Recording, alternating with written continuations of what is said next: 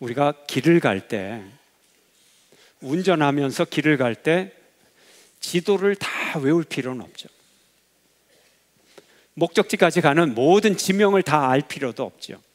길가의 모든 건물, 이런 거 다 알 필요가 없어요.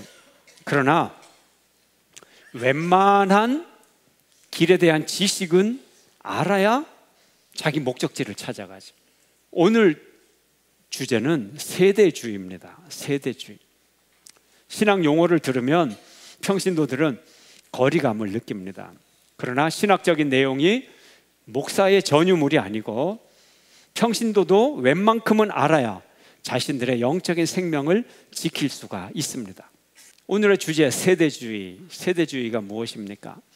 세대주의는 시대 구분을 하는 건데, 세대주의 자체가 문제가 있는 건 아니지만, 또 세대 자체에 문제가 있지만 여기서 아주 심각한 이단이 많이 나온다는 거예요. 이게 문제라는 거예요. 먼저 세대주의의 기원을 보면요, 세대주의라는 이름이 붙으면 어떤 한 명이 주장한다 그래서 주의라는 이름이 붙질 않아요. 이런 흐름이 있다는 거죠. 흐름이 있어요. 그대로부터 흐름이 있는데, 오늘 우리 교회에, 우리 한국 교회에 영향을 미친 두 사람을 소개하는 것이 더 현명할 것입니다. 현대의 세대주의 창시자 다비와 스코필드라는 사람이 있습니다. 다비, 풀네임으로 하면 존 넬슨 다비라는 사람이에요. 1800년도에 태어나서 1882년도에 죽었습니다. 연도가 대충 이해가 되시죠? 1800년에 태어나서 1882년에 죽었어요. 영국 더블린에서 살면서 명문대학인 트리니티 칼리지에서 공부를 했고 목사가 되었습니다. 목회를 하면서 기성교회에 뭔가가 잘못되었다, 그런 것들을 스스로 발견을 하고 기성교회 목사직을 사표를 내면서 자기가 이제 교회를 만듭니다. 기존 교단이 아닌 자기의 교회죠. 그런데 이분이 인품이 좀 온유하고 또 지적이고 또 탁월한 교수 능력을 가진 사람이라서 많은 사람들에게 호응을 얻게 되었어요. 또 그 교회도 부흥하게 되었어요. 그러면서 자기 신학을 만듭니다. 그 신학이 세대주의적인 신학입니다.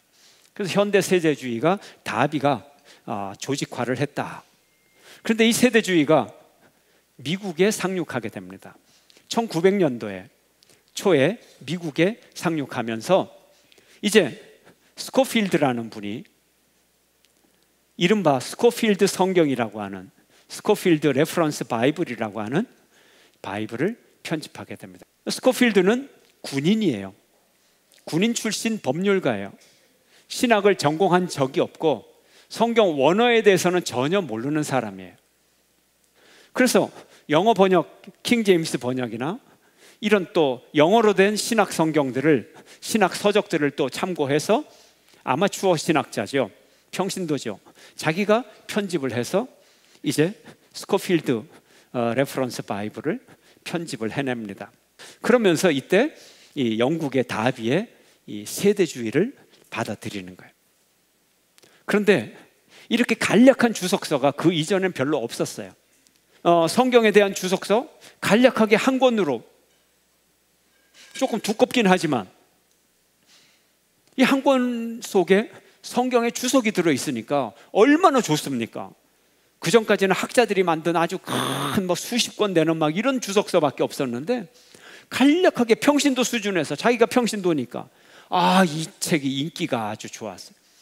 전 세계 수십 개국에 번역이 되고 이것이 팔리기 시작을 했어요. 바로 그 책이 한국에도 들어오게 됩니다. 평양신학교에 초기부터 강의를 했던 북장로교회 목사 곽알련 선교사가 바로 이것을 한국에 소개하게 됩니다. 과관련, 원 이름은 알렌 클라크 선교사예요. 이분이 한국 최초의 신학교 평양신학교에서 세대주의를 가르치기 시작하니까 초창기 목사님들은 이걸 다 배우고 이것이 정론인 줄 알고 정통신학인 줄 알고 그렇게 배웠어요. 이제 조금 이따 제가 세대주의를 여러분에게 소개를 해드리는데 그러면 여러분이 그거 우리가 알고 있는 거 아니야? 이럴 거예요. 왜요? 이런 역사를 통해서 한국에 들어왔기 때문에. 한국의 세대주의, 처음에는 다 세대주의 신학을 배웠는데 이제 이것이 잘못되었다 하는 걸 해방 이후에 알게 됩니다. 해방 이후에 많은 목사님들이 해외 유학을 가면서 서양의 정통신학을 배우면서 다른 건 정통인데 이 부분만큼은 좀 잘못된 것이 있구나.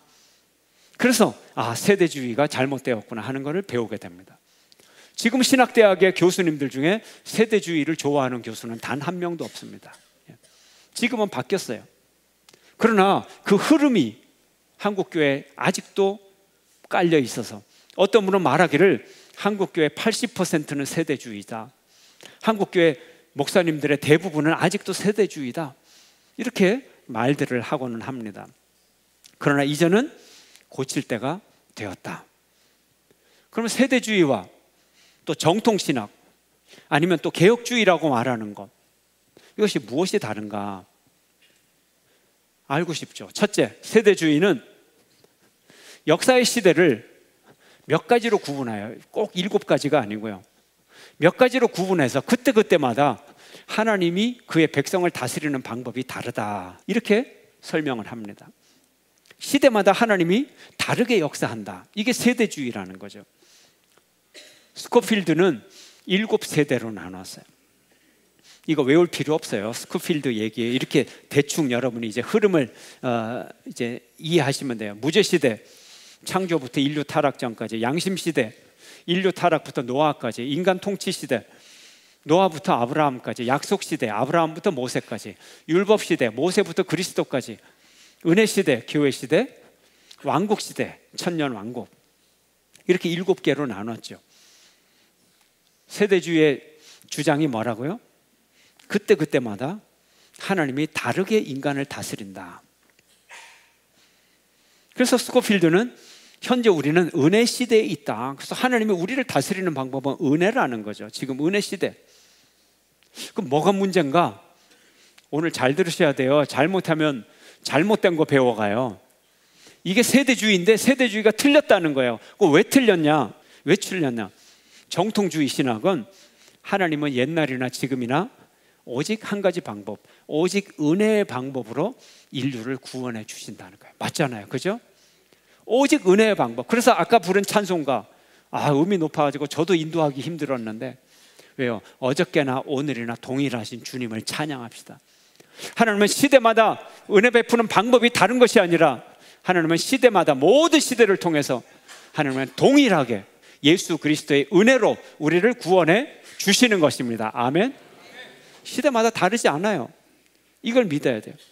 두 번째, 세대주의 신학은 성경을 문자 그대로 해석합니다. 지난 2번의 설교를 통해서 문자대로 해석한다는 것이 얼마나 어리석은가를 우리가 배워야 돼요. 배웠죠. 이게 다 문자주의에서 나온 거예요. 그러나 개혁주의 신학은 이거 문자대로가 아니라, 문자가 중요하죠. 그러나 그 문자를 어떻게 보느냐? 역사적으로 보고, 문법적으로 보고, 신학적으로 보고, 상징적으로 보고, 또 가장 중요한 다른 성경과 비추어서 그 문자를 이해하는 거예요. 세 번째로, 세대주의 신학은 구약과 신약이 관계가 없다. 왜 관계가 없냐 하면 구약은 이스라엘만 말한다 이렇게 가르쳐요. 문자주의적이니까. 구약책에 이스라엘 역사잖아요. 정통신학은 구약을 읽으면서 그 이스라엘 역사를 통해서 누가 교훈을 받아요? 우리가 교훈을 받잖아요. 근데 세대주의는 구약 필요 없다는 거죠. 이스라엘 역사니까. 그러면 뭐 이 세상에 공부할 거 하나도 없게. 얼마나 단순합니까? 문자주의는 이렇게 사람을 바보로 만들어요.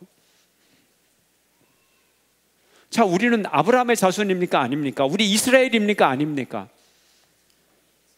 여러분, 이스라엘이에요, 아니에요? 우리는 영적 이스라엘. 그리고 우리는 영적인 믿음의 조상인 아브라함의 자손.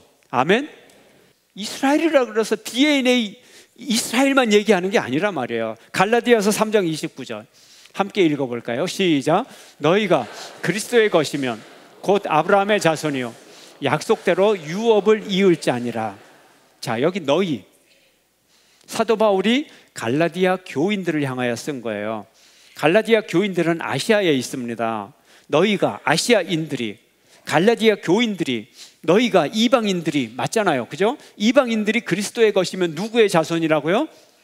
아브라함의 자손이요, 약속대로 유업을 이을 것이라. 구약 성경에서 약속한 그 모든 믿음의 자손들의 유업을 누가 받아요? 이방인들, 갈라디아 교인들이 받을 수 있잖아요. 세대주의는 이거를 거부하는 거예요. 이거 틀렸다는 거예요. 성경에 나와 있는데. 그렇지 않죠. 그래서 지나치게 문자적으로 보다 보니까 계시록의 뒷부분에 보면 하늘에서 새 예루살렘 성이 내려오잖아요.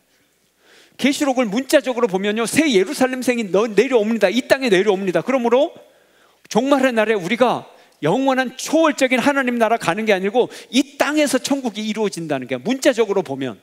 그래서 이단들이 대부분 성경을 딱 펴고 보세요. 언제 초월적인 하나님 나라가 이루어집니까? 이 땅에서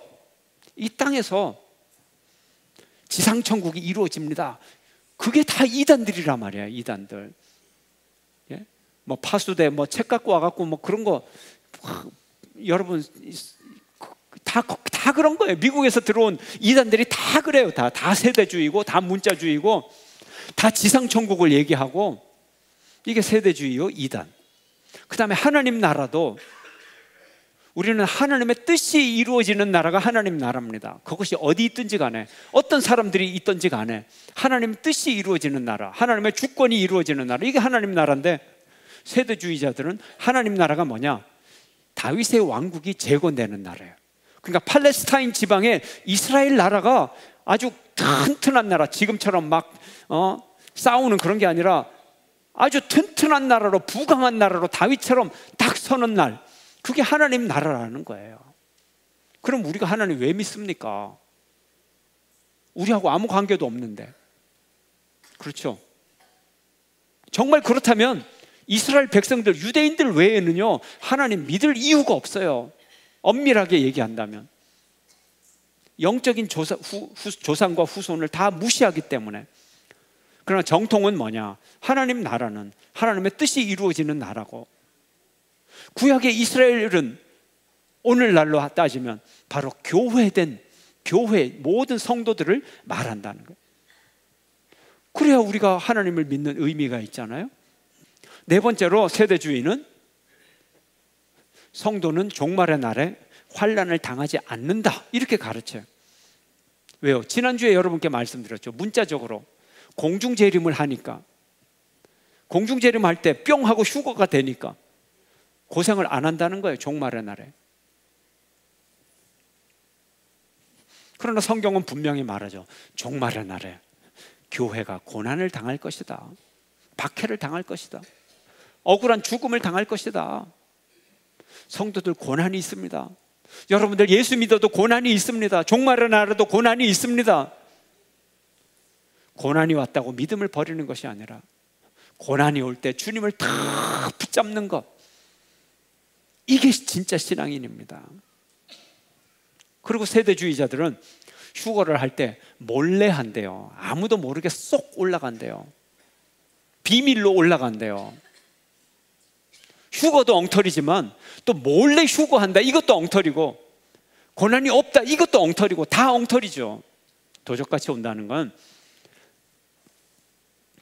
갑자기 온다는 뜻이지 몰래 온다는, 여기에 포커스를 맞춘 게 아니에요. 사도 바울이 도적같이 안 온다 하는 얘기는 예수님이 공개적으로 오신다는 거예요. 만인이 알 수 있게 오신다는 거예요. 그래서 천둥 번개가 치고 말이죠, 천사장의 나팔 소리가 온 우주에 울려 퍼지고 모를 수 없다는 거예요. 예. 공개적인 의미예요. 이처럼 세대주의와 정통은 아주 다른 거예요. 아주 다른 거죠. 그죠? 예. 근데 아직도 유감스럽게 세대주의가 한국교회에 여전히 많이 남아있다. 예. 여전히 많이 남아있다. 옛날 교육을 받으신 분들 중에 그 흔적을 여전히 갖고 있다. 세대주의가 다 이단은 아니에요. 클라크 선교사 이단 아니에요. 그러나 문제가 뭐냐? 모든 세대주의가 이단은 아니지만 세대주의에서 많은 이단이 나왔기 때문에 한국교회는 본의 아니게 이단으로 가는 징검다리 역할을 정통교회에서 다 도와주고 있다는 거예요. 이단이 많이 발장하도록 모판을 깔아놓고 도와주고 있다는 거예요. 그래서 이제는 이런 위험한 신학을 버릴 때가 됐다. 그래야 한국교회가 건강해진다. 이런 얘기예요. 그러니까 여러분이 잘 새겨서 들어야 돼요. 이제 세대주의 좀 배웠다고 어디 가서 세대주의 비슷한 얘기만 들으면 이단 그건 아니고 잘 새겨서 여러분이 판단하시라는 얘기예요. 한국교회에서 이단들이 어떻게 이 세대주의를 악용하고 있는지. 첫 번째, 통일교회 문선명. 통일교 그 집회실 강단 앞에 현수막에 이런 글이 써져 있어요. 함께 보겠습니다. 메시아는 2000년 전 예수님이셨고 재림 주님은 문선명 한학자 참 부모이십니다. 이거 잘못된 거죠. 자, 보세요. 2000년 전과 지금을 구별하고 있어요. 메시아 2000년 전에 메시아는 누구였고? 예수님이셨고, 지금 재림 주님은 누구라고요? 문선명 한학자 참부모가 아니지만 이 사람들이 이렇게 주장한다는 거죠. 이게 세대주의예요. 2000년과 지금이 다른 거예요. 하나님이 땅 구세주를 보내주신 거예요. 우리가 믿는 정통은 어때요? 2000년 전에 그 예수님이나 오늘날 우리가 믿는 예수님이나 어떤 예수님이다? 동일한 예수님이다. 아까 찬송가가 그 얘기를 얘기하잖아요. 영원히 주님은 동일하시다. 근데 초림주와 재림주가 다르다는 거예요. 자, 두 번째에 하나님의 교회 장길자. 장길자 역시 자기가 이 시대의 구원자이고 한 수 더 떠서 자기가 하나님이다 이렇게 얘기하니까, 여자니까 아버지 하나님, 어머니 하나님, 지가 어머니 하나님이라는 거예요. 2000년 전에, 여기도 세대주의예요. 2000년 전에는 예수님이 하셨고 지금은 자기가. 세대주의의 틀을 가진 사람은요 너무 쉽게 넘어가는 거예요. 너무 쉽게 이해할 수 있는 거예요. 틀린 신학인데. 세 번째에 신천지의 이만희. 신천지는 역시 아주 교묘하게 신자들을 세뇌시키는 시나리오를 짜고 있어요. 제가 신천지 교육 교재를 1과부터 마지막 과까지 다 분석을 했어요. 그리고 얻은 결론이 세대주의와 문자주의를 한국교회에서 몰아내야 한국교회에서 이단도 몰아내고 건강해질 수 있다. 그래서 이 설교 시리즈를 제가 시작하게 된 거예요. 두 가지 원인. 신천지는 처음부터 세대주의에 아주 집중하고 있어요. 신천지의 초신자 성경 공부를 복음방이라고 하는데, 복음방 교재는 25과로 구성되어 있고 특강 3과가 붙어 있어요. 28과로 구성되어 있어요. 제1과 제목이 성경 기본 상식. 이건 뭐 성경은 어떻게 돼 있고 대충 하는 거고, 2과 제목이 뭐냐면 시대 구분이라는 거예요. 이 시대 구분을 통해서 세대주의를 집어넣고 이 세대주의를 이용해서 이만희를 구세주로 만들려고 하는 작전을 짜고 있는 게 아주 집요하게. 예. 이제 여러분도 이제 제가 신천지 교재를 여러분에게 혹시라도 드리면 이제 제 설명 들으면 여러분이 읽어도 이게 보이게 돼 있어요. 이제. 그러나 설명을 안 들으면 이 덫에 딱 걸리고 이 낚시에 딱 걸릴 수밖에 없게 돼 있어요. 자, 볼까요? 신천지의 이만희는 9세대로 나눠요. 별로 중요하지 않아요. 그냥 참고삼아. 창세시대, 노아신반시대, 모세 출애굽시대, 사사시대, 왕권시대, 선지시대, 뭐 정통신학하고 비슷하죠. 예. 근데 또 예수, 하늘, 복음시대, 이런 걸 집어넣는 거예요. 서신시대, 신약 계시시대, 이렇게 구분을 하고요. 시대마다 다 다르게 역사한다는 거죠. 그래서 2과, 제2과 처음에 교재를 보여드릴게요. 교재, 이거 신천지 교재입니다. 정통이 아니에요. 교재가 끝나면 질문이 있어요. 그 질문이 이제 앞에서 배운 걸 다 요약을 하고 정리를 하는 거거든요. 첫 번째 질문. 세상에서도 시대를 잘 구분해서 그 시대에 맞는 처신을 잘해야 성공할 수 있는 것처럼. 딱 보여요, 안 보여요? 이제 세대주의라는 이 낚시가 보여요, 안 보여요? 설명을 지금까지 했는데도 안 보입니까? 보이죠? 예, 보여요. 그래서 어떻게 하라는 거예요? 신앙인은 성경적으로 무엇을 구분을 잘해야 됩니까? 시대 구분. 예. 요렇게 나오는 거예요. 이게 제 본격적인 성경 공부 제2과 첫 번째 질문부터 이렇게 되는 거예요. 자, 그 다음에 5번. 예수 하늘 복음 시대. 이것도 자기가 만든 거예요. 7번째 시대. 예수 하늘 복음 시대는 예수님이 이 땅에 와서 지상에 계실 때 그 시대. 그 시대 하나님을 믿고 있던 구약의 이스라엘 백성들이 누구를 믿어야 구원받을 수 있는 실천 신앙인이었습니까? 세대주의. 그 시대의 구세주가 누구였습니까? 답이 뭐예요? 초림의 예수님. 예수님 시대에는 누구를 믿어야? 예수님을 믿어야 구원받는다는 거예요. 얼른 들으면 맞는 얘기 같죠. 근데 앞 시대는 누가? 아브라함과 노아와 이 사람. 예수님이 오셨을 때는 예수님. 그럼 무슨 얘기를 할까요? 그 다음에 오늘날에는 딴 사람 누구? 이만희. 그 얘기 하려고 예수님 시대는 예수님. 또 시대가 바뀌면 누구?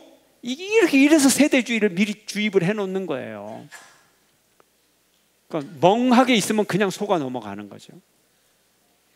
그 다음을 봐요. 이제 나와요. 노골적으로. 6번째, 신약 계시 시대에는 초림의 예수님을 믿고 있던 기독교인들이 누구를 믿어야 구원받을 수 있는 실천 신앙인입니까? 재림 예수님이에요. 재림 시대니까 말로는 딱딱 맞아떨어지잖아요. 초림 시대는 초림 예수님, 재림 시대는 재림 예수님을 믿어야 된다. 이렇게 해놓고 요 재림 예수가 누구냐고 딴 얘기 하려고. 그래서 이 사람들은 초림 예수와 재림 예수가 따로 있다는 거예요. 시대가 다르니까. 이게 초신자 교재 교리 첫 번째 과, 제2과지만 교리 첫 번째 과죠. 정말 천벌을 받을 이런 결론을 뭐로 시작해서 세대주의라고 하는 그 혼란스러운 신학적인 틀을 이용해서 이런 엉터리 결론에 이르게 되는 거죠.